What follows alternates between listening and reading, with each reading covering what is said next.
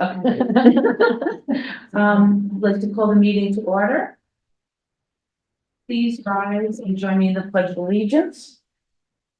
I pledge allegiance to the flag, of the United States of America, and to the republic for which it stands, one nation, under God, indivisible, with liberty and justice for all. We'll welcome everyone. And can we have the clerk please do the roll call for us? Mayor Martin. Here. Trustee Pomaro. Here. Trustee Hughes. Here. Trustee Machado. Here. Trustee Ruggiero. And the minutes are in here? Yes. Okay, so yes, a copy of the minutes are in your binder, if you want to take a look at that. Quickly, let's see if there's anything that needs to be changed.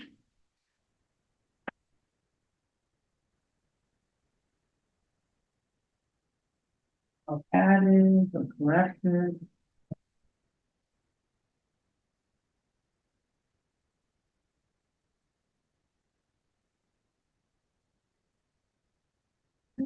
Oh. How's that better? Okay. Is there a motion to accept the minutes as sent? So moved. Second. Any discussion? All in favor? Aye. Aye. Okay, thank you. And now under abstracts. We have general fund, $31,195.13. Capital water well field, $3,324. Trust and agency, $6,287. And sewer abstract, $28,676.65. And water abstract, $5,898.23. Is there a motion to accept the abstracts as read? So moved. Second. Any discussion?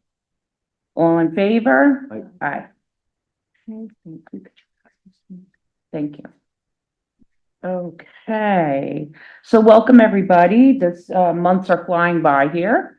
But the first thing I had to announce tonight, I'm very happy and excited to announce this, that the Village of Fishkill was in fact successful in obtaining a SS4A Safe Streets and Roads grant. So we've just been notified. We're one of only, I think, 5 municipalities in New York State that were successful. So yeah, we were awarded $160,000. So thank you so much, Sarah, for all your help with that.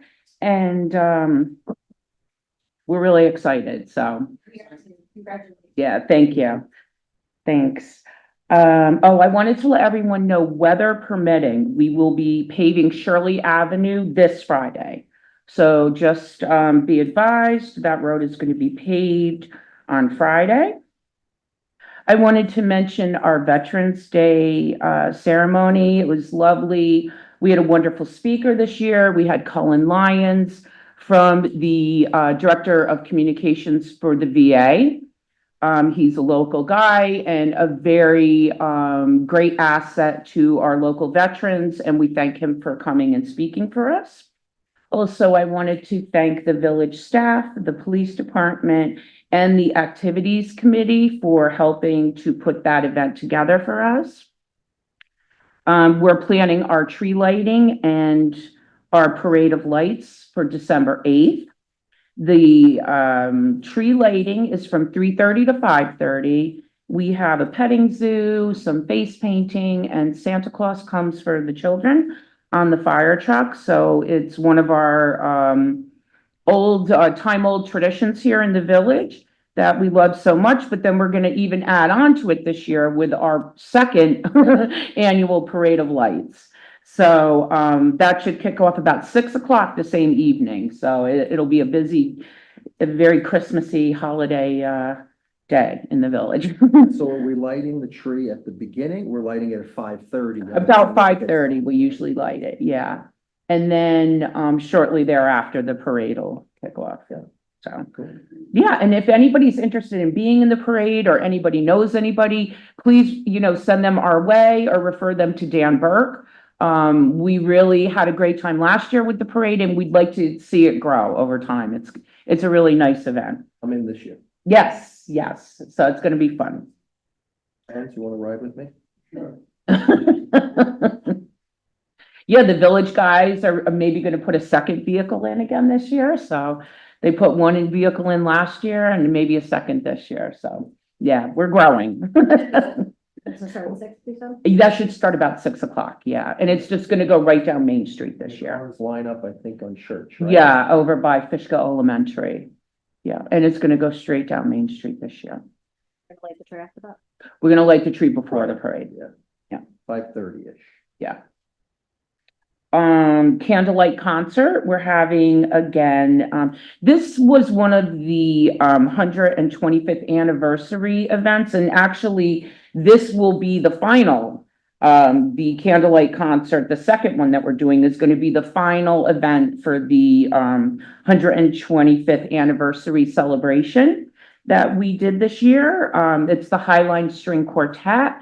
They're coming back to see us. It'll be at the Reformed Church. December 20th, 7 o'clock. The tickets are available on Eventbrite. There are gonna be flyers around town in the village hall with a QR code. You can access it on social media, our website, and, we can also email that information out as well. But it was really nice last time, so I think everybody will enjoy it. The Red Cross is doing a blood drive here, December 20th from 10 to 2. That's on December 20th during the day. There's going to be a blood drive here in Village Hall. I also wanted to mention, we spoke last time that we met regarding the drought conditions and the problems that have been all around the state at this point with the wildfires. So Governor Hochul instituted a statewide burning ban, and that's in effect until November 30th. So please, just everyone, I just wanted to reiterate the seriousness of this. We haven't had any rain in quite a long time at this point, and everything is very dry. So just the simplest little thing can start a big fire, and a lot of the fire companies are already overtaxed, trying to control these fires. So please be careful. And there is a burn ban in effect again till November 30th. Let's see. Sue DaCosta, a local resident, contacted me. She works at Houlihan and Lawrence, and they are having a prom dress drive, but it's not just for dresses. It's also for, they're looking for female and male, clothing, anything that could be worn to prom, belts, button-down shirts, dresses. We are a drop-off location, so if anybody has any prom goods, these will be used for the students in the Wappinger School District, Ketchum High School and John Jay. They're setting up like a little store for them to go in and shop if need be. So, and I think we're really getting a really good, response to this. So it's a good cause. If anybody has stuff around, feel free to drop it off. We talked last time about the rail trail conditions report that is now available online. So if you want to read the report, the detailed report regarding the conditions of the tracks, you should go to the website for the Hopewell Beacon Rail Trail, and the whole report is now available online. Okay, so that's about it for me, but I do have a couple of updates. Anthony, our trustee Ruggiero, had asked me to do some updates regarding the library. So I wanted to just say that they wanted, the Blodgett Library's vote was a huge success, and they wanted to thank everyone in Fishkill. So thank you so much for coming out to vote. December 6th, they have a jewelry making class. On the 7th, they have Polar Express.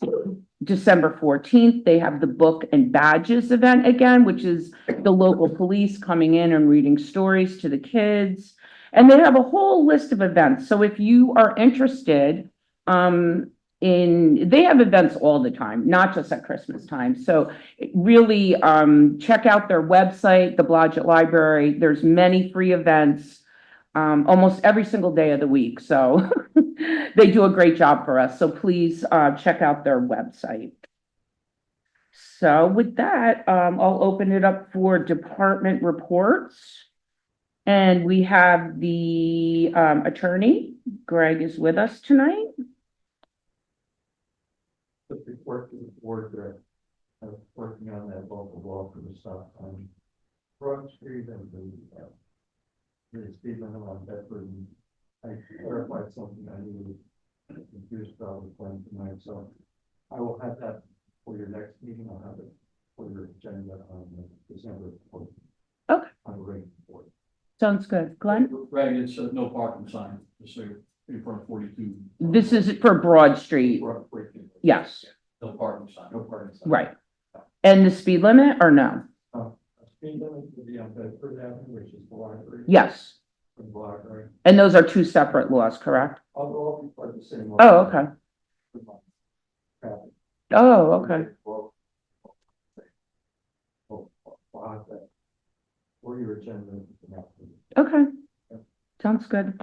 I just had a quick question about that no parking sign that we're gonna put over there. On the other, it poses a problem there on that street. What about the other street that we're looking at into the no parking signs? If he's gonna put that lawn, why would it be at that intersection and not at the rest of them? Like a little bit further down? Is there a reason? Well, we have a temporary sign. I thought we were trying to, Yeah, we were just trying to replace the temp sign that's Right, so there. my question is at that, if we're looking into. Look at everything else. So what, so if we have, we're saying that it's a safety issue, which I don't understand how it is, but if we're saying that right there is a safety issue with the stop signs, how about the streets prior to it? There's a stop sign. Why would we look at putting a no parking sign also there if we're gonna look into this? Why would it just be a problem at one intersection and not all of them? Because there hasn't been accidents at every other intersection, just that one, because of vehicles that are parked. Yeah, and I think also that sign, it's there because it's just gonna completely clog up the middle. If cars are parked there, and cars that come in at stop signs have to literally go around them. I think that was the whole thing. We just don't want a sign there anymore that looks like it's for like, Paper. yeah, village-wide yard sale. What about the street before, like closer to where we closed down that other road? Like. Jackson and Broad? Jackson's goes across, there is no. Yeah, it's a street, there's a driveway to the San Filippo's.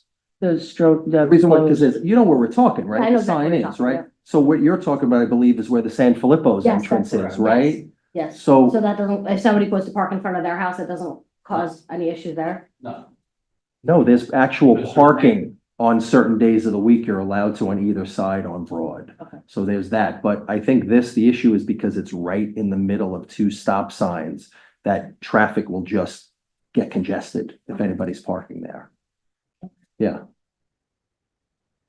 Does that answer your, okay, cool, great. I mean, if you feel that there's a need, we're happy to look at, I mean, not if you wanted to, take that on as an assignment, like to take a look at all the other, Yeah, that areas. no, but if there's others. yeah, if then there's you other think- areas. There is, because like, if you go through some of these stop signs, you got cars parked right in front of the stop sign, so that was my question. If we're gonna look at this, maybe we should kind of look at some other places, if we're gonna put this in a local law, and it can all be on one law, maybe look at some other areas that might be of concern. And I can get you that Yeah, information, put a list together. Okay. We'll review anything, sure, why not? right? Because you put it all in the same law, right? We could do that, fine. Okay, You Alright. want- Do you want me to hold off? So I guess we'll hold off on this then. I'll if have you- the information for you by next week, by next meeting, yeah, or I can send you an email. How hard is it to do this local law and then do another one afterwards? Pretty easy. Yeah, so let's just move forward with this because we've been talking about it for a while. And so when And we're you, gonna lose the holiday and we're not gonna see this till the new year. Right. So let's knock this one out, focus on what you have. Danielle will put a list together and we'll talk about that. Study the other area. Absolutely. and this is gonna be based on what though? Your analysis of the other crossroads on data or just? Just where I think that there might be like, well, I can also meet with the police and also see where else it would be a concern. Mhm. Because I know that there are other areas that people are parking very close to the stop signs. Uh-huh. And Okay. it makes it, Yeah, put a list together, we'll review it. Why not? Absolutely. Okay. Some make sense, some may not. So let's do that. okay. Yeah. But Greg, Yeah, so just, Also, right, please.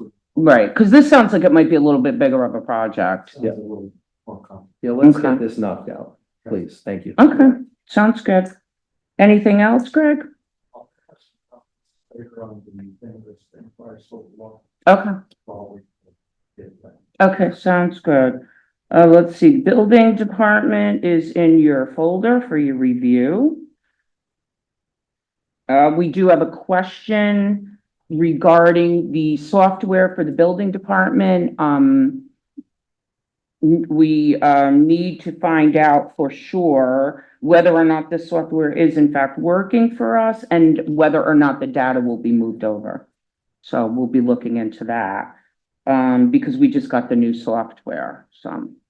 I thought that was one of the benefits. Well, that was my understanding as well, but now there seems to be a little confusion about that, and as Mr. Buckley is leaving, I'd like to get that resolved before he leaves.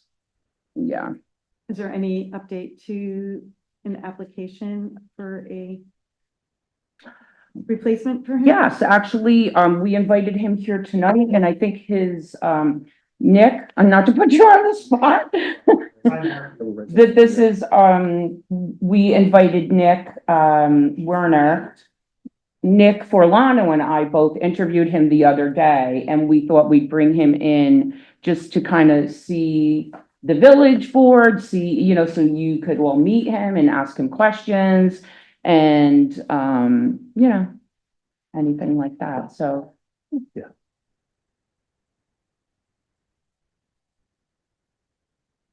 So I guess we're gonna do that now. So Nick, do you want to come up, and then if anybody has any questions? Sure. Yeah. And you have his resume, right? Yes. Okay. Pam printed it for all of us, yeah. Good evening. Hi, Nick, how you doing? I'm doing well, Nick. Thank you. Good to How are see you you? again. Thanks.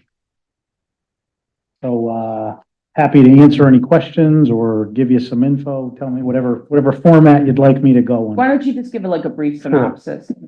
So I met with, the mayor and deputy mayor last week, sent over my qualifications. I'm a certified code enforcement official in the state of New York, certified by the Department of State. I have not worked for a municipality doing that yet. However, I have about 18 years now in the construction management and development business, building about 500 units of affordable housing throughout Ulster and Schoharie counties. In addition to that, I served 4 years as the elected supervisor of the town of Ulster in Ulster County from 2005 until 2010. And I have a pretty diverse background in construction management, operations of businesses, working in government, working in large-scale government. So when I heard about the possibility that you might need someone for this position, I sent over my qualifications to the mayor, and she had reached out, and that's why we're here tonight. So I'm happy to go further for you and answer any questions you might have. Well, we really like Nick. So, but we wanted you Yeah, we wanted you guys to get a and chance to Ann to meet make sure him. you met him, and if Absolutely. any Thank you. questions, by all means, review the resume. And And I also explained to Nick that there would be a need for him to, attend planning board meetings, zoning board meetings, fire inspections. So we went over all of that. And that wasn't a problem. And he's ready, willing, and able to shadow Buckley Right, before he leaves. Correct. yes. So there would be some crossover, which would be great. And you actually, Nick, have a business, don't you? Bringing people through the process of. I do, yeah. So I currently assist applicants and individuals that have work in front of various boards, primarily the State Liquor Authority. I've had a pretty extensive business in dealing with them. However, most recently, the most recent project I worked on outside of that was a project called the Trail Link development in the village of New Paltz, which we took from concept through final site plan approval with the village. And we actually closed on that transaction and sold that development to Baxter Development, just about a month ago. And they're in the process of building the site that we, formerly operated and brought through the planning board, as well as their own development that they had through the planning board, simultaneously as us. So I have a very good familiarity with planning, zoning. We had a design review board, component in the village of New Paltz. In addition, from my work as being the town supervisor, we obviously interfaced and had to deal with the planning and zoning boards on a regular basis. And in the case of Ulster, which is unique, it's one of the few towns in New York State that still does it. We retain final site plan approval, of all projects. So all final site plan approvals would come to the town board in the town of Ulster, and they still do to this day. So we were typically a lead agency on major projects. Planning board was on the minor projects, but ultimately we would have the final approval. So it's not new to me. It's something I enjoy. It's something, some people might find mundane, but I like that, part of the business. And having done it with the development work in affordable housing, we spent a lot of time at planning board meetings and zoning board meetings because sometimes those projects took a very long time to get approved for various reasons. And then, let's see, we have all your references, a copy of your certification. Yeah. Any questions? Do you have any questions as our planning board chairman? I understand whatever the process is, In fact, staying around after the meeting, I'd like to talk to you for. Absolutely, sure thing. Mayor, can I ask you one question about your stop sign parking issue? Sure. How many feet are you going to set these signs from the stop sign? Well, this particular sign it's across the street from the stop sign. It's in the front of a duplex that was recently constructed, kind of dead in front of the sign. Well, though, 22A of the vehicle and traffic law says that no one can park within 30 feet of a traffic control device. So you have that within your power already. You may want to check with the village's attorney on that. You can post no parking in those areas probably without the need for any further ordinance or conveyance other than just putting up a sign under your vote. But you may want to just double check on that. I did send you the link to Oh, 1202A. okay, thank All right. you. I'm here if you have any more questions. Okay. I'll stick around till the end. Thanks. Thank you.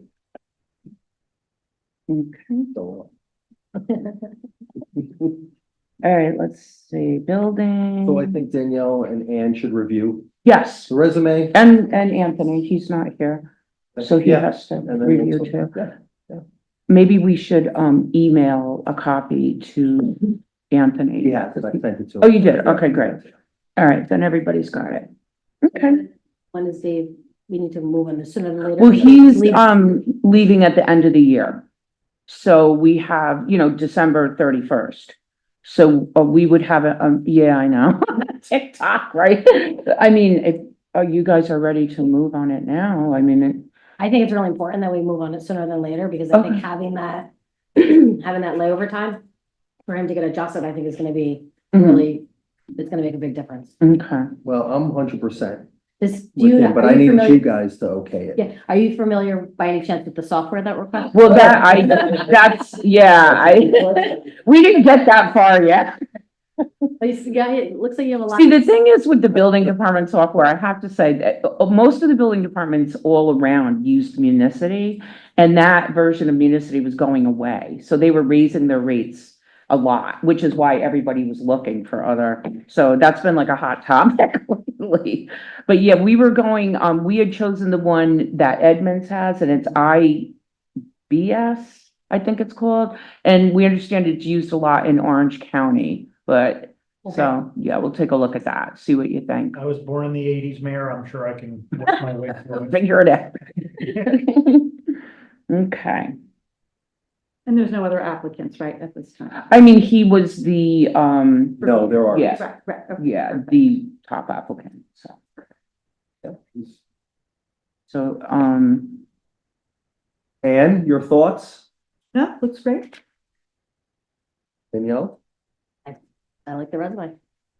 Well, let's move forward then, because I think Anthony was thumbs up unless you want to wait for him till the next meeting, but I don't think so. I mean, we have a quorum and we only have one meeting next month, so, I think get it on, I think if we're all in agreement. yeah. don't No, I think- agree with you, Danielle, because you're right. You We like only have that? one meeting next month. didn't expect that so fast, did you? I did not expect the Yeah. text today and I was actually, supposed to be on a cruise, but that's not because of you. I'm not on the cruise because of you, so don't. Otherwise, we'd be speaking from like the middle of. We'd be on a Zoom call, right, from the ocean. That was canceled yesterday. See, it was all meant to be. Right. You're not on Not the, expecting both. yeah, you're Yeah, here. well, So big it's enough to be- meant to be. Right, Not certified for that yet, so. Greg, what do we need to do here? Do we need a roll call vote? Recommend roll. Yeah. And would we do acting or just regular? Interim? No, it Interim? wouldn't be interim, right? No. No, because we already, somebody's in the position. Right. Current, I have a current building inspector, so he would be like, you could call him the acting Okay, Assistant? assistant building inspector for the time being, so he can become familiar with the job. okay. And Nick, is there any other jobs that you'll be holding in addition to this one? Not at the present time, as I said, I do have my own consulting business. However, as I explained to the mayor and deputy mayor, I have no work in front of the village or town of Fishkill at the present time. Okay. so no Obviously, conflicts. without having reviewed your conflicts policy, I would not take on any work within the village because it would ultimately most likely be a conflict. So, but I don't have any at the present time. Got it, okay. Okay. Keep in mind, the position is part-time. Yeah, it's a part-time position. As So, long as he's working somewhere else with no conflicts, you Right. can do whatever you Yeah. I just wanted to clarify that. And it is common that individuals in these positions may work for other municipalities right, in the similar role or, Right. conflicted role. So, it may come out at some point in time in which I do that, but at the present time, not. okay. All right, so I'll entertain a motion. So move, Second? we'll call. Oh, okay, so we're gonna do a roll call vote, and this is for the appointment of Nick Werner as the, Assistant Building Inspector. Mayor Martin, Aye. trustee Carmona, Aye. trustee Hughes. Aye. Trustee Machado. Aye. Trustee Ruggiero Is absent. here. Okay. So moved. Thank you. Welcome. Thank you. Yay. Congratulations. Thank you. Surprise. Okay, the buyer. Brandon's here with us tonight. How you doing, Brandon? Good. Right, monthly report for October. Number of alarms for the month were 20, for the fiscal year at 151, for the calendar year we're at 272. Alarms consisted of 2 fires in the structure, basically outside the structure, 3 medical assists, 2 motor vehicle pedestrian accidents, 1 lock-in, 6 cover assignments, 2 canceled en route, and 4 automatic fire alarms. Our mutual aid alarms were once to Beacon, once to Cold Spring, 4 times East Fishkill, and once to Roundabout. Twice we were canceled and 5 times were structure assignments, so it was a miscue, not 6. And currently all of our equipment is in service. Okay, thank you, Brandon. Any questions for Brandon? Brandon, is there a way just in the future reports to, if we have any new incoming members, to add them, their names or Yes, to the report? that's supposed to come directly from the company, but we've been working on getting the whole list straightened out. Okay, I know we talked about it and just, No, following up. you're absolutely right. okay, thank you. Okay. Yeah, that would be good if we had that, then yeah, that'd be great. All in one, yeah. Okay. All right, thanks, Brandon. Okay, and I'm not gonna forget you, Glenn. How's the police report? Activity for police department for October, 5 arrests, 37 service calls, 90 complaints or incidents investigated, 43 traffic summonses issued, officers investigated 23 automobile accidents, and foot patrols conducted for 18 hours over the course of there's a typo in my report, it's 10 different occasions instead of 18. Items of note, the village's 125th anniversary fall festival and the Halloween parade were both held without incident. Thank you. And I believe you have a letter from the. Yes, I do. So as I got here tonight, I had a letter in my mailbox from the Children's Community Services, which is the after-school and I think before-school program at the Reformed Church right over here. They are writing to bring our attention to the absence of signage on Church Street, designating it as a school zone. They say people are speeding. Could a sign indicating the presence of a school in the area be installed along with the 20-mile-an-hour speed sign for northbound? Oh, could a sign indicating the presence of a school in the area be installed along with the 20-mile-an-hour speed sign for northbound traffic repainted? It's just dull. It probably needs maybe be replaced. The 20-mile-an-hour speed limit Oh, sign. okay. So they just want this painted. They don't want a new sign, like a sign in. No, they want school zone signs to be put up. And there's Okay. regulations that are involved with that, because I grew up here, I went to school there. There's never been school zone signs on Church Street. And I also think they're looking for the ones that flash and do everything else. Speed, again, perception issue. There's already 20-mile-an-hour speed limit on it. It's not a very long stretch. The kids are on sidewalks. They're not walking on the shoulder of the road. There's gonna need to be a study done to see if even these, school zone signs are warranted. Again, it's just signage. Whether somebody adheres to that and sees that and follows that, then it becomes an enforcement issue. But again, there's certain minimum distances from schools and maximums. You know, I don't have access to that right now. But Mhm.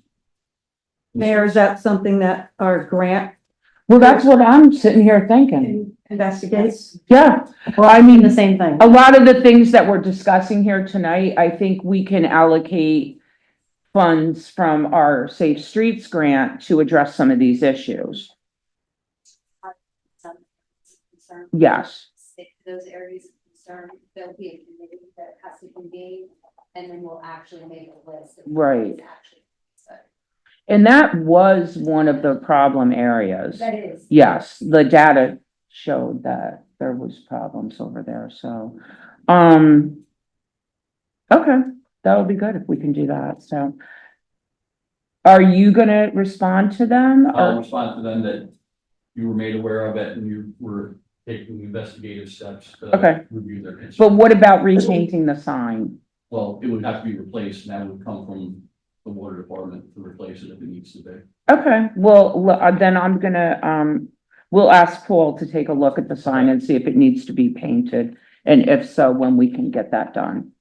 Okay, all right, thank you. Thanks, Glenn. You're welcome. And in my, concern of not skipping you, I skipped the Justice Department. So that, report is in your binder. Oh, where is it? Here it is. Nope, that's the fire. Here's the Justice. So that shows us all the tickets and everything. Actually, there's a whole report attached to this. Oh, okay. Oh, okay. I don't think I ever got it before. Did I? Yeah, what is? Okay. And then, water and sewer. Their report is in your binder. Let's see.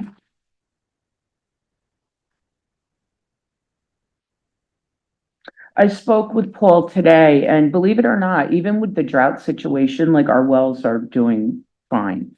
So that was good news. So I've been very worried about that. Let's see.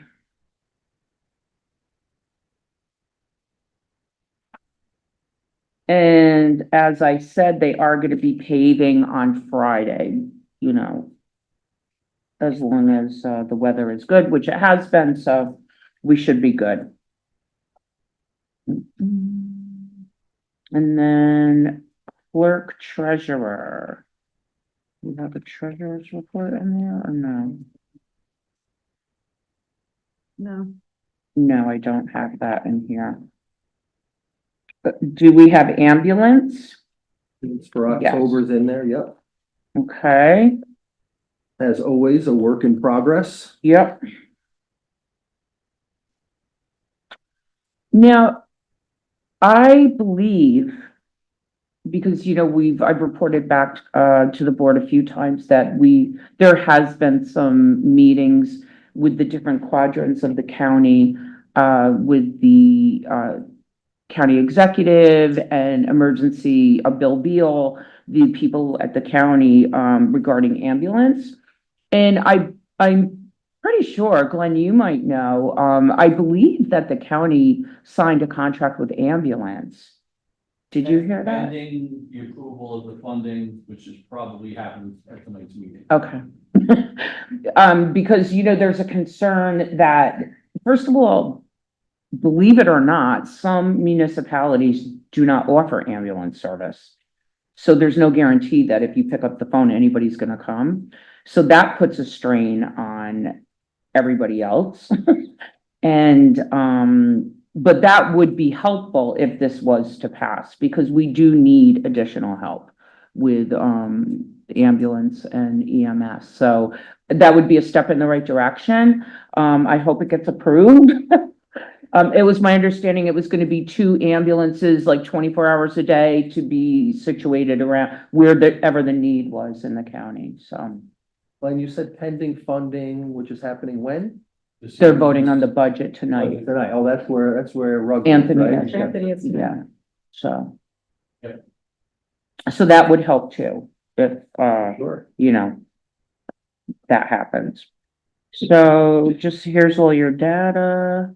It's always interesting to me the days that they have high call volume, like what days of the week and everything.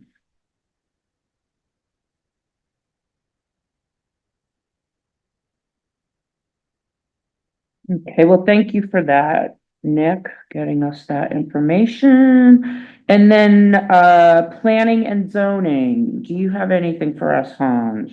Yes, on the 14th, attended a class put on by New York State Department of State regarding local laws governing storage, battery storage, these huge, humongous things. And it's quite interesting. A while back, it was like tractor trailer, huge contained units with batteries. And now that they evolved, they're no longer in giant boxes anymore. They're just more or less out in the open. And you pointed out there's the state says that the regulations are like step A and then goes up to step B, depending on the kilowatts. And I don't have that formatted. As far as the large batteries and the sample laws that they require, I think it's fine for large municipalities or large cities, but in the village of Fishkill, it really, there's no place where they pointed out that these people come in and put these storage batteries in, they want to get as close to a grid as possible. Substation or something to that effect, and close to substation would be Gearing Park. So you would take all of Gearing Park, put a giant battery pack in there just to go to the substation. It's highly regulated, and the Central Hudson, in our case, Central Hudson would have to be in on it from the very start. What bothered me, that we should look at is these new things called home batteries. Now, these things are the size, the smallest one is the size of a small refrigerator. And they can get as big as a home freezer. And they're being installed inside a garage or just outside the house. Now, they are You can't go to you can't go to Home Depot or Lowe's and buy one of these things. They're highly regulated, and Central Hudson has to approve it, because you are actually on the grid. But this is like a solar, instead of solar panels, it's a battery. And, my question is, was brought up several times, is how do we regulate these things? Number one, they're regulated, they have to be installed by the certified electrician specializes in these installations. New York State Fire Code says they have certain regulations. And I don't know what the New York State Fire Code regulations are in this new building department, administrator would. But I would talk to him and, get his opinion, if he feels that, the New York State Code allows him enough authority to deal with this thing, I don't have a problem with it, but if not, maybe one of the things that we could do is a local law saying that the battery, if a resident puts one in, or something like that, the local fire department would have to be notified immediately of it, its placement, emergency telephone calls. It's nothing to brought up on these large battery packs. The installer, the people that supply the equipment also have to supply training to this, how to disconnect it, how it works, etc.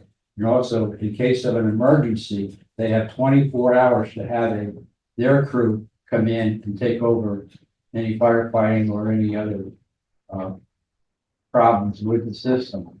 Now, then you have a home battery law, things like that. I don't know if the fire department would have to have a 24-hour call number that they can call and says, hey, this battery is shorting out in the house, or maybe by the time that happens, we have a fully involved structure and how this.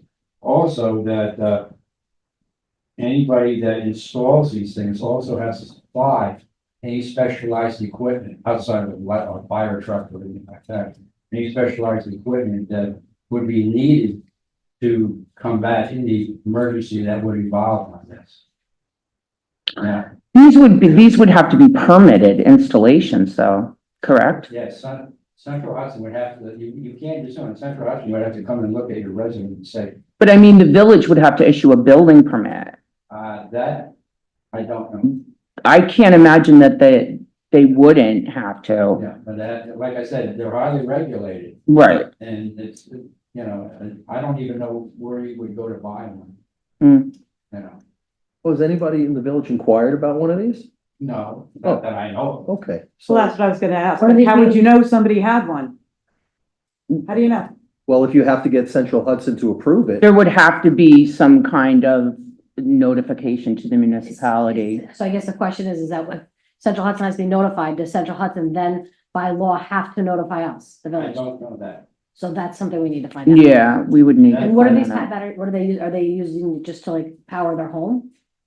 It basically, it's like a solar power. So those are all permitted, like a solar panel, like anything like that. If your electricity goes down, Central Hudson's gonna take part of your power out of your battery pack to help them. Right, like a solar panel. So those, you have to get a permit, you have to get a CO, so the village will have an opportunity to be a part of the, installation and overseeing the, installation and everything. Well, that's what I'm bringing out to you to make sure we do have it.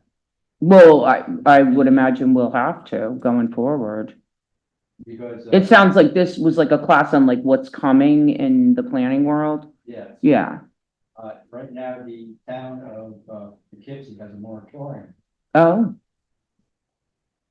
of batteries, okay. sort of like up in the air, what do we do and how do we regulate it, things like that there. Hmm. The state has model laws that, hand to you and you fill in the blanks for your. Hmm. This is the first I'm hearing about it. I haven't heard anything about this yet. And, like I said, the gentleman who put it on, he's from the Department of State. Hmm. And he came around and says, hey, I know absolutely nothing about the firematic part of it. Mm. He said that contact him, he would put us in touch with the people that would know from the state. Mhm. Now, I don't know if Brandon knows any more than as far as the firematic aspect of it. My concern is, that, somebody wants to put one of these things in their house and like I said, it's in their garage, how do we know it's there? Even though Central Hudson comes in and says, yeah, okay, and we'd have to have a certified light. Well, I would imagine that there would be some kind of interaction between Well, all of the entities involved. Just like, like I said, like with solar panels or anything, you have to. yeah, we do have a solar panel, Mhm. but we don't have a battery.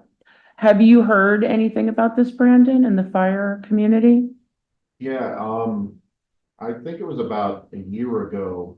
The biggest lithium ion battery pack fire in the state of New York was in East Fishkill. On Brandy Lane, we had a house fire there. And people are already buying these things. They'll buy them and they buy smaller lithium ion packs and they charge them up and then they can run their whole house. So it's like a standby generator. Mhm. Power goes out, they start running their house on batteries. And everything's fine and everything's great when they're contained and they're working well. And everything is very bad when those lithium ion cells fail and they're extremely dangerous. Well, you need a permit for a generator and a CO, so there's gonna have to be a, plan developed in which to address it because. But like anything else, people just do whatever Right. they want and they're buying, they can buy these packs on the internet. Mhm. And then they start building these big, from small packs and they start building them out. Generate more and more power. Mhm. I mean, if people consider it as a portable device, they may not even realize that there may be paperwork involved. So That's like correct. the generators that you require permits for, I thought were typically the hardwired kind, Mhm, but like if you buy just these portable units, then you could get into trouble with just those alone. Oh, yeah. Well, I think maybe as these become more and more common, we should maybe do some kind of outreach. Like, maybe Brandon, we could work together to come up with, there may be some stuff out there already in the fire world that we could put on like our website or on our social media, just like a reminder for people for safety reasons, Sure. something like There's that lots might. of videos out Oh, there. okay. Okay. So then maybe we could get together and like come up with something we could put out to people, just like a reminder, or just like letting people know, because, maybe people, I always like to like kind of approach things like maybe people didn't know. Maybe, start there, right? That's what happens most of the time. Yeah. People don't know. Okay. All right. Well, that would be good. So. Okay. Thank you, Hans. Anything else or no? Okay. Okay, so next up we have Sarah Brown is here with us tonight. So thank you for coming. And also again, thank you for all your help with the Safe Streets grant. Yes. Unfortunately, really, that you received this it's because of the death and that have occurred and the need for it. Yeah. But yeah, once that gets started, the committee will form and then we'll take a look at where the real problem areas are. And then we can go. But I'm here tonight, with my colleague, Chris Mello, to talk about the cannabis law that we drafted for you. I don't know if you want me to go over it or if you want me to go over the questions. We can have some direction from you of how you want it to go. We limited it to the zoning districts along Route 9. We did include the map for you because it's easier to talk about it in that way. Where GB2 are, where GB1 and then what is not a district, et cetera. We can include it. I think the intention was to include it along Route 9, but I don't know after looking at this and reviewing the law, if the board wants to have it in all of the districts along Route 9, or just limit it to one or two of the districts. I see a problem with the fact that the GB2 district is located right across from the school. So, Is that where ShopRite is? yeah. That's the shop right. So like, that's a plaza. There's a lot of vacancies over there, unfortunately, but I don't know about the, Right, so the Footage. separation distance is 500 feet from a school grounds.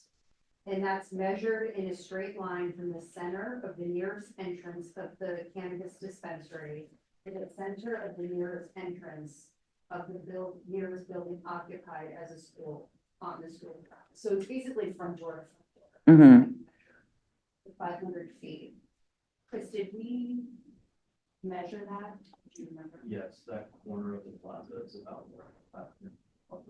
Okay, so the corner of the plaza building is about 500 feet from the school. mhm. So it would just make it. It would just make. I mean, what is the board's feeling on that? Is there a daycare center there still, or is that? There is. See, that was the problem initially, like we've discussed. When this law first became a law, when this first became legal, there was a little bit of confusion, I think, about what was actually considered a facility in which children or religious What's actually a school facility. right, because like now we know like dance schools, gymnastics, like all of these are not considered. Right, What is public youth facility? What's the definition of that? That is a state definition. The state has been very careful in this. I want to read it to you directly. A location or structure owned by a government or government subdivision or agency that is accessible to the public, where the primary purpose is to provide recreational opportunities or services to children or adolescents, of whom the primary population is reasonably expected to be 17 years of age or younger.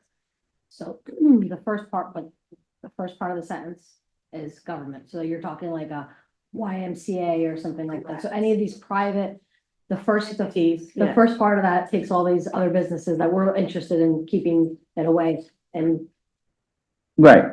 Yeah. And we know that doesn't work, yeah, because it's a small village and there's a lot of things on top of each other. Yes, So- and that's coming directly from the state. Right, And I think they were very deliberate in what they were doing because it would raise these questions of, well, is a gymnastics studio or a dance studio considered a youth facility? Because on paper, yeah, sure, that would be a youth facility, but the state is what they put in there, so it was clear of what you're reading. mhm. The PI district is down Route 9. Like, I feel like that's not as problematic. Right, that's this is where, you know, the Starbucks, Mm-hmm, and then the Holiday Inn, all of that will be. Mhm. And then that ends.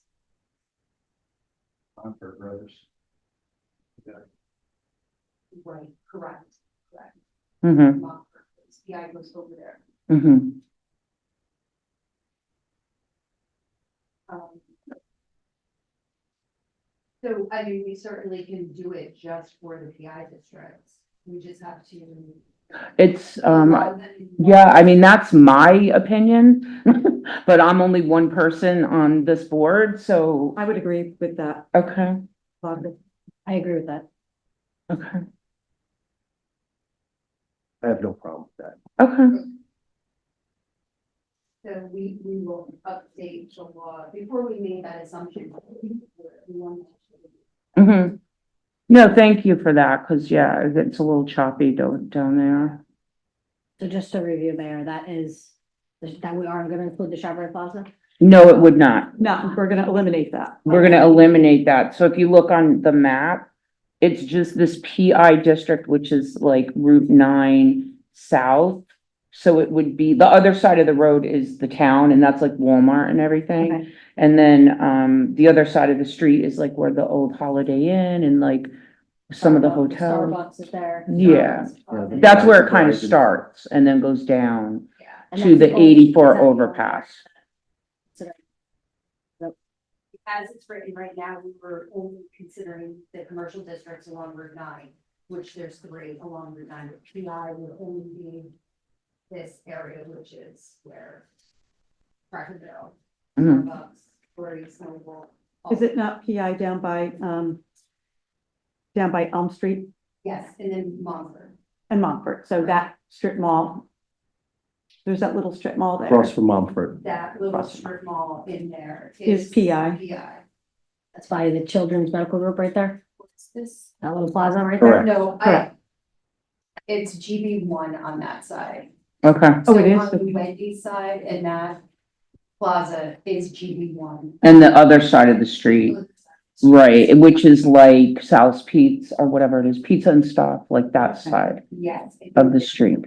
All right, thanks for, it's hard to see, you can't really, the I- contrast makes it difficult to read. Yeah, the email version is color. Okay. I should- See a color version? Oh, yeah. Oh, there you go. Hans just has one on him. He just whips out the map for that. Where's the rabbit? Yes, I guess he does. I guess So so. how does that affect what's going in at CVS? So their grandfather in. Yeah, They, oh. they came in before you enacted your law. Got it. So, Yeah, that ship sailed. yeah. So they'll be They have there. to be considered as a retail use because they're a retail. use. Sure. Right, and that was another thing, that when this was passed and then everything was being considered as retail, we were like, oh, it's just retail. Like, so they could basically go anywhere. But my understanding is they're the only person, like they're the only entity there. And then if they were to leave, that's it, like, Correct. then that's gone. So, So they that's can't like- sell that to that's somebody else. tight.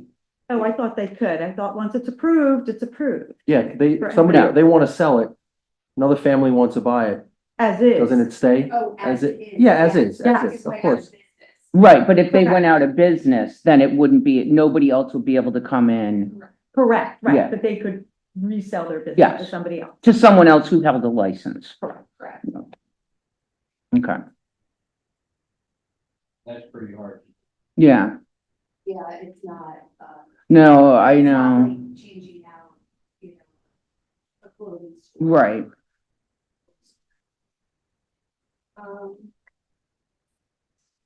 First question that we had. So does anybody have any more questions on this, or are we good with? No, I've been reading a lot about it. I'm Okay. very clear. Just want to be clear on this thing.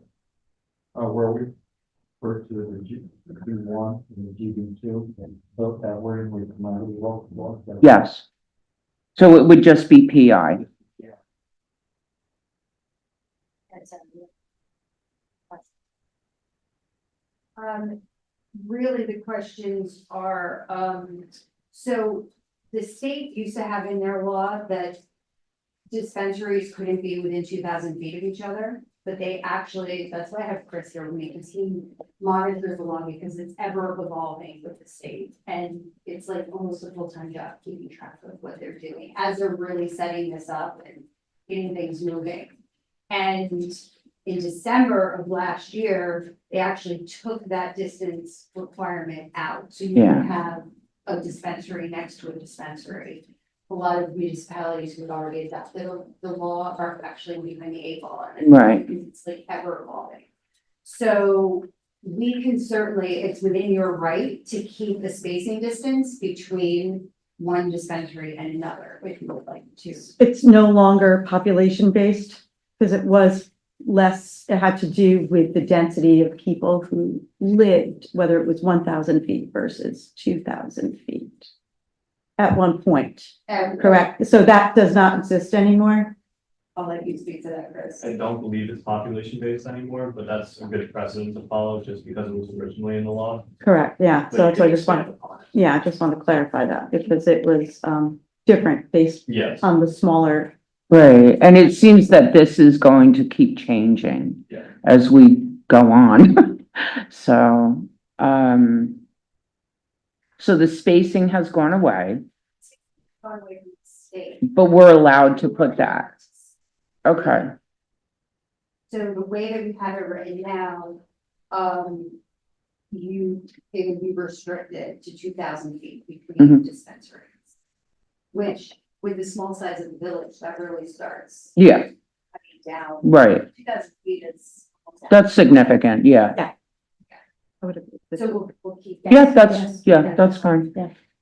I think that's a good distance. We just didn't want to make any assumptions for you. No, thank Thank you. Yeah, and I it's, believe that was the distance that was recommended for the smaller municipality size anyway, and I think it's beyond 20,000 persons, it goes to the 1,000 Yeah. feet Mhm. limitations. So we would fall, that would have been the The appropriate, more restricted. correct. and I mean, I do know there was another one proposed across the street in the town, but there's not gonna be anything we can do about that because, How else the town? yeah, Right, that's the town. If the state still had that requirement. Right. with their licensing. then it would affect us, yeah, so, And that's what. yeah. Okay. Mhm. So the other,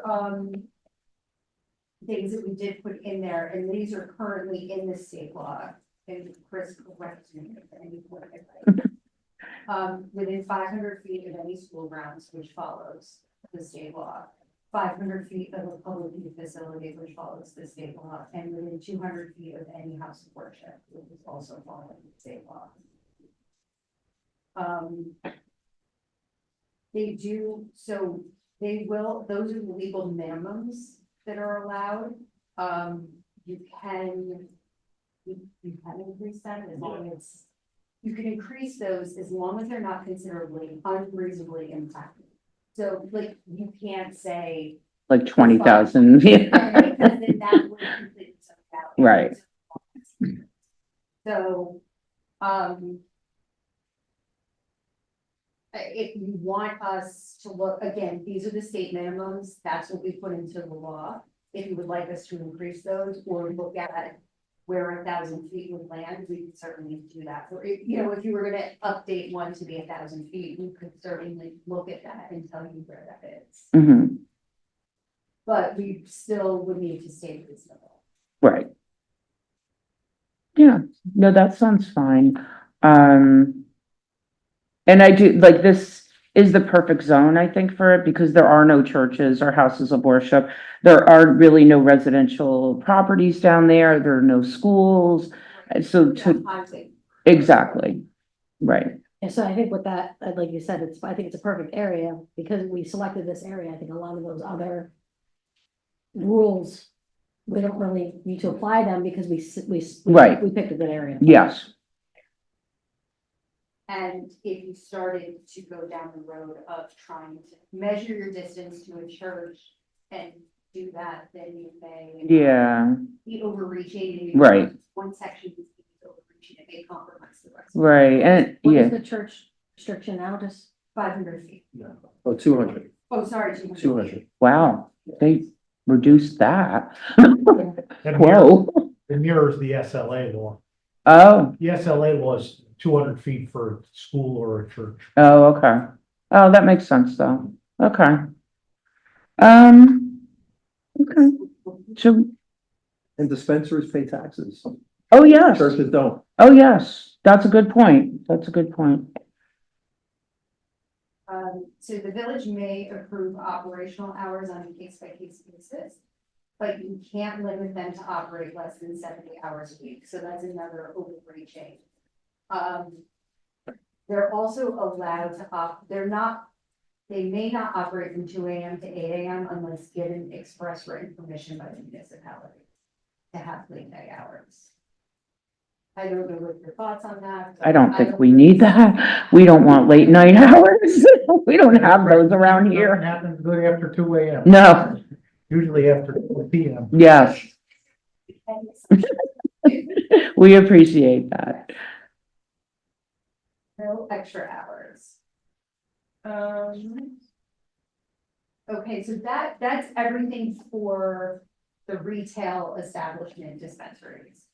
The next section, which is very similar, is for the on-site cannabis consumption Mhm. facilities. So these would also be limited to the PI districts, Mm-hmm. and these are for places where you can actually. Now, Right. can we restrict having a cannabis lounge altogether? No, you cannot. We because the cannot, village okay. Cannot opt out of that. There were two retail facilities and consumption facilities, and the village didn't opt out, so you can't opt out. Okay. So again, this would also be included in the PI district. Mm-hmm. We have the same separation distances. We would also have in the 2,000 feet from other cannabis uses. Mm-hmm. And it wouldn't matter if it's a lounge to a dispensary, 2,000, or is it lounge to lounge, So I 2,000? think we could do cannabis. Cannabis Yeah, business, cannabis whichever one it It is. is Okay, cannabis business. okay, great, thank Okay, you. that's good. And then you can restrict it, and this is how we wrote it, to be restricted to indoor operation. Okay, You can't have an outdoor dining area. Right. So okay. So that is currently that's how we currently try. it's indoor? Yeah, Yeah, because you wouldn't want it to affect any of the other businesses in the Right. area. right. And then I think one of the things that we put in the law as well, oh, and then this would also not be operating the extra hours. Right. So can we just quickly go back? Did I read this wrong? So it says no cannabis lounge shall be located within 500 feet of any existing cannabis lounge. Should that be changed to 2,000? Am I reading that right? Which is, Page 5. Third, C, line C. we're in. Under, am I ahead? On-site cannabis consumption facility, right? That's what we're talking about, cannabis lounge? Oh, okay, no, so. That should be changed to 2,000, right? Yep. Yeah. Right there, yeah, we'll do 2,000 on that. Yeah, thank you. Nick, did you have something to say? Just without limiting the hours, Mayor, you're gonna allow them to be able to be open till 2 a.m. Yeah, because this says no lounge shall operate between 4 a.m. and 8 a.m., which But we can means, restrict the hours. Yes. Other, So as long as it doesn't, so we can tighten that up as long as it's allowed to be open 70 hours a week. Right. So we should consider a Is there any time. recommendations? It's standard, yeah, where you would consider standard business hours for a retail establishment. Mm-hmm. I think that's a good point. Thank you, Nick. And so what have you seen in the past for the, The other municipalities that we have done this for have not restricted the hours. They haven't expanded them into the hours that they can't be open, but they also did. mhm. You say standard business hours, what hours are we? 12 to 10 maybe, Yeah, 12, you know, like, whatever. you don't want them going till 2 a.m., right? That's the Right. whole I think, point, that's, right? yeah, I think 10 PM is a good cutoff. Yeah. Yeah, 70 hours. right, 9, 10, that seems reasonable. I think that's a, yeah. Yeah. That's a great idea. So for a point of information, the big gas dispensary in New Paltz currently operates from 11 a.m. to 8 p.m. Monday through Wednesday, 11 a.m. to 10 p.m. Thursday through Saturday, and 11 to 6 on Sundays. I think 10 p.m. is probably a good cutoff time Yeah, for your hours. that sounds about right. Yeah, because it's not like, you don't want people out all night.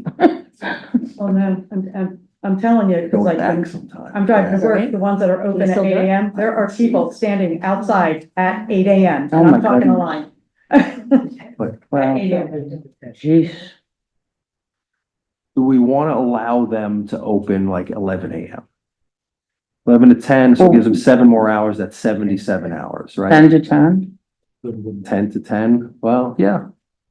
I mean, 12 hours, 10 to 10 84 sounds hours a nice. week. Then if they are in some of the. Where was that place that you saw they were out there waiting? Oh, not on this side of the river. I mean, that seems reasonable, right? 10 to 10? 10 to 10, yeah. Or, even like during the week, maybe 10 to 8 and then 10 to 10 on the weekends or something. Let them make some money. 10 to 10 sounds I really think they'll good. find their business and they'll decide Yeah. that they'll need Yeah. less. Yeah, If you but we give them a that little window, bit of freedom and then let them pick from there. Then you're not overly. You just don't want the 2 a.m., the 1 a.m. That's really what. Yeah, we're no, looking for. no. Especially because then they'll become known as the place that's open. Correct. Right, yeah, we don't want that either, no. Now, there is some revenue that I know then goes back to, does it go to the county or The village, they will have some revenue? yes. Right, okay. 1.5%. Yeah, 1.5% of the total sales. Okay. So it is not a small number. So it's 3% that comes down, town gets 1.5, we get 1.5. Right. Town So, makes out very well, yes. because they get to open a bunch in theirs and keep all that 3%. Yeah, they're not sharing it with us, yeah. So they were also doing, a special use permit. Okay, So at the planning board level, when they came in for their site plan review, they would put that extra layer on the review, and they would have to get that special use permit. Special use permits can also be, there could be a time limit on them. You could issue them for 2 years, 5 years. hmm We don't do that very often because it becomes a paperwork nightmare trying to remember when they expire. yeah, But it is something that it's not written here. I mean, that's New York State law. You can require that if you wanted to have them come back every 5 years to make sure that things are operating smoothly. I can tell you one of my municipalities does it with cell towers, and oh, they thought it was a great thing. And it is now every 5 years. It's back. Mm. But it is something that could be considered. It is an extra layer that does come with a special use permit. Mhm. I think it's worth having that if they sell it. So if they sell it to another entity, that entity should come in for a new special use. permit. Yeah. It shouldn't go along with I agree with the that. sale. And that way, then we get to Yes. meet the potential new owners or owners. Okay. Good. Are there any building considerations for ventilation for consumption that need to be considered? Yes, we put some, things in here. Well, you want to keep it in the house, because if you send it out, then nobody's gonna pay and buy anything. They're just gonna stand around the building for a contact high. So as part of the special use permit requirements, we did put in here, a written description of day-to-day operations, a security plan, a disposal plan, an odor management and mitigation plan, so that's something we will be looking at. Okay. During the review to make sure that it's ventilated properly. Yes. Yeah, specific filters, right? I'm sure there's something Yeah, like that in they there. also have to follow New York health and safety laws regarding like similar uses, like cigar lounge, for example, so similar systems that have managed those. Mhm. Sure. New York State has a lot of regulations on. Mhm. Yeah. So. We also included a traffic impact study and parking impact study as deemed necessary by the planning board, which is Okay. something we do pretty Always, frequently. Yeah. Applications, so it's up to their discretion, but it is specifically written here, so they're Mhm. pushback if they did. Okay. And that would be straight across the board for the special use permit for consumption. Right. or-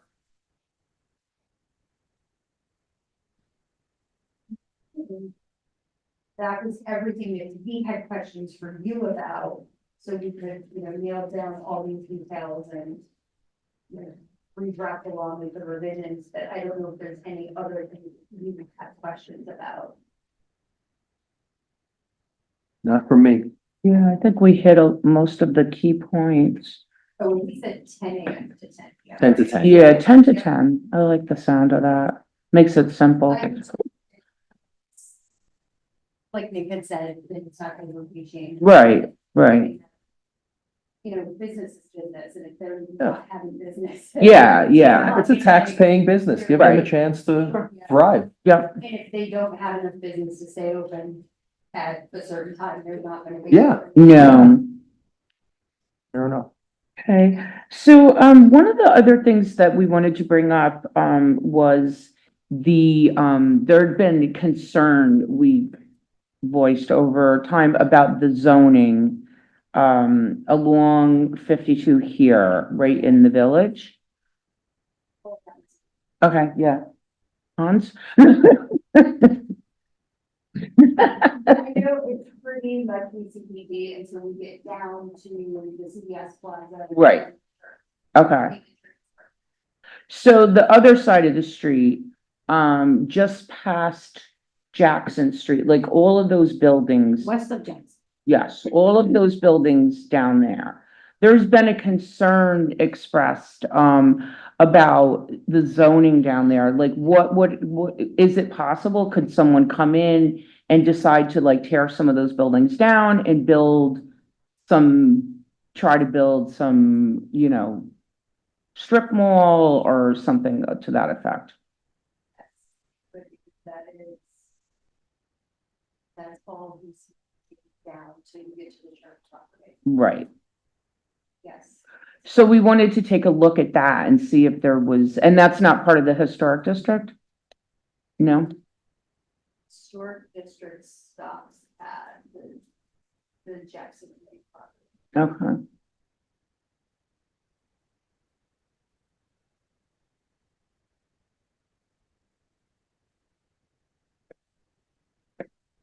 Yeah, that's something that we need to take a look at. Mhm. A very high level, like how many acres that is, what the zoning is, and Mhm. what it's BCD, so it's really all of your retail commercial districts. Mm-hmm. These are all the houses leading up to the beer store, to Fishkill Beer and Soda. Yeah, On that side yeah. you're talking about, yeah. Yeah, It's Sal's Pizza Shop, that's that whole Cecilwood Plaza, I believe, as well.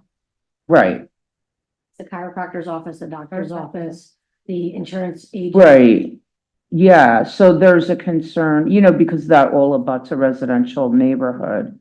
And so we wanted to take a more in-depth look at that and see if there were any changes that we could possibly make to that zone that would prohibit any, yeah. To try to keep multifamily, like, and above store multifamily as well, away from that area. Yes.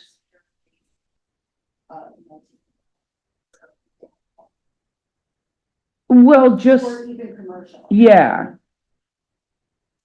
I mean, some of the houses that are there are already multifamily homes. right, Right, so. It's just, but, they're not new structures, they're multifamily.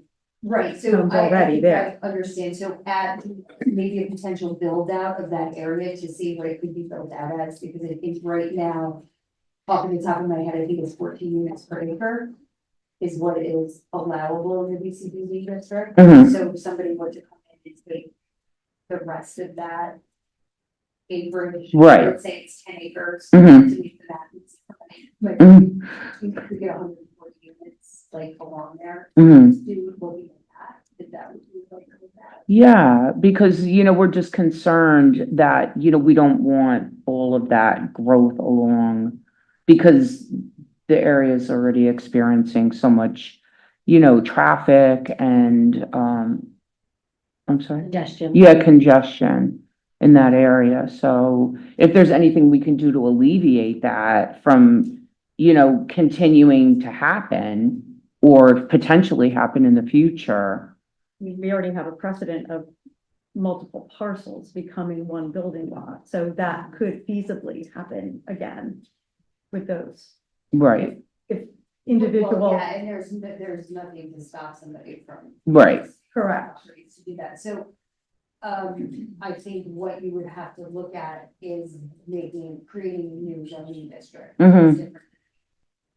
That's what allows multifamily, commercial uses, apartments over floors. Mhm. Well, I think it was specifically the one local law that had language in it, citing west of Jackson. So it made that one strip unique. So I guess what's the definition of west of Jackson? Where does that end? At Jackson. So you have Jackson, you're staring at Jackson, anything west, so that. Anything west. Yeah, when that local law changed, it's from Jackson, all west. So are you thinking of just repealing those additions that were made to the? Well, I just wanted to start the conversation and maybe have, I just want to make sure that I'm giving you the solution that you want. And that Mhm. I'm going correct. I think really what we're all trying to say is, and correct me if I'm wrong, we're trying to prevent all of Main Street from being all high-rise apartments. That's what we're preventing, because you can see the trend happening in other areas. I don't think our little village can hold all of that traffic and all these more apartment complexes. So we're gonna have that one, I think we're trying to prevent by maybe looking at that local law 4-2021 and possibly amending that to prevent the rest of that all the way down from being high-rise apartment complexes. Correct. And is that correct, Mayor? yeah. Or maybe you can give us some guidance as to, I'll take a look at, I know those changes that were made, I don't know them off the top of my head. Mhm. Specifically, but I will take a look at them and see what we can do, and if it's better to just amend those, or if it's better to make. Yeah. So district applies. yeah. Okay, that would be great. All right, thank you. Anything else for Sarah and Chris? So we'll make these changes to the law and then we'll send them up to you. The local law, Greg, I'm stealing your thunder now. That's a good reference to the planning board. I don't think the planning board is meeting in December. In January. So you can refer it to the planning board now as amended. I can send you a copy for your next meeting so you can see the changes. And then it can be referred to the planning board and they can review it then. Okay. All right, sounds good. And then Sarah, I had some questions about the safer streets, like what's the information on that? Like, is there certain projects we can do, can't do, like? Yeah, we'll have to get the full grant package from, Federal Highway to see what all of the stipulations are in there, but what you can do with this is to study areas that are not safe and, come up with implementation that can be applied, and there's implementation grants. You can also get money for what you actually want to build from that study. So exciting. Yeah. When do we expect that to initiate? You received the email, so I don't know. There wasn't any It's date. not a definitive date. No. 2025, is that what we're? Yeah. Okay. We, I know we have to put in like the first 20,000, I think. And then, they will give us the rest of the money. I know one of the areas, was over by the school. So, yeah, we had gathered this department some data about fatalities, accident areas. Yeah. Our traffic engineers looked at different intersections. We talked with the mayor on several occasions. So in the packet we put together, we did highlight some problem areas, but we're not locked into those problem Right. areas. We can look at the whole village. Excellent. Yeah. So it'll be good. We can make some changes. Yeah, it's very exciting. You know, we're available, like I said to you, to meet with FHWA or whatever you need us to do. Okay. Thank you. Okay. All right. The next, did you have anything? Yes, Greg. Change subjects, I would just like to ask the board to pass a motion designating the board of trustees as the lead agency for secret purposes on this local law. Okay. So we need to designate the village board of trustees for that purpose. Okay, so I'll entertain a motion to make the Board of Trustees the lead agency for our local law regarding the cannabis enterprise for the secret process. So moved. Second? Is there any discussion? All in favor? Aye. Okay, thank you. All right, we're all set. Okay, I just had one other item on the agenda tonight.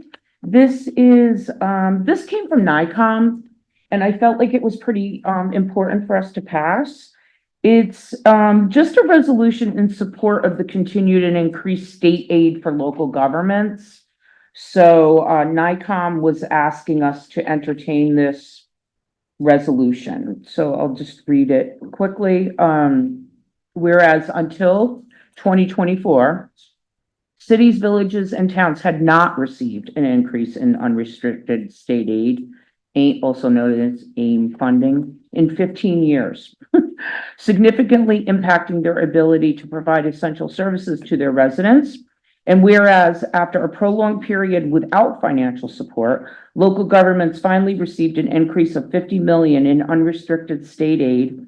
And whereas local officials expressed their gratitude for the 50 million increase in restricted state aid, recognizing it as a positive step towards addressing longstanding funding challenges.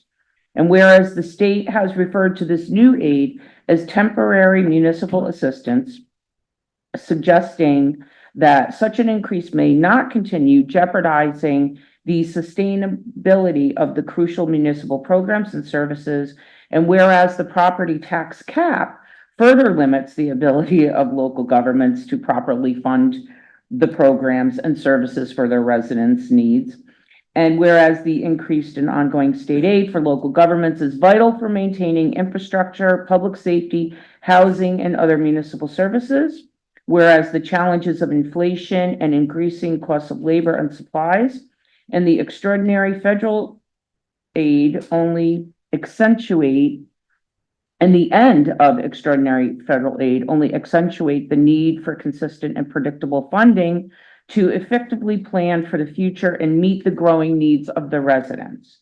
Now, therefore, be it resolved that the Village of Fishkill calls upon the governor and the state legislature to commit to continuing the additional 50 million in unrestricted state aid in the 2025-2026 state budget and beyond, and be it further resolved that the Village of Fishkill urges state officials to recognize the need for a long-term plan that ensures consistent and predictable increases in financial support for local governments that keep pace with inflation. So I will entertain that resolution. So moved. Second? Any discussion? All in favor? Aye. Thank you. Does anybody else have anything before we close tonight?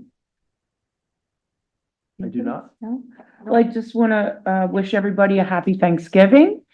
It's coming really fast, whether you're ready or not. So enjoy the time with your family and friends, and thank you so much. We're always grateful to see all of you here every month. So thank you for coming, and I'll entertain a motion to adjourn. Move to adjourn. Second. Okay, all in favor? Aye. Thank you. So we'll see you all back here December 2nd for our December meeting.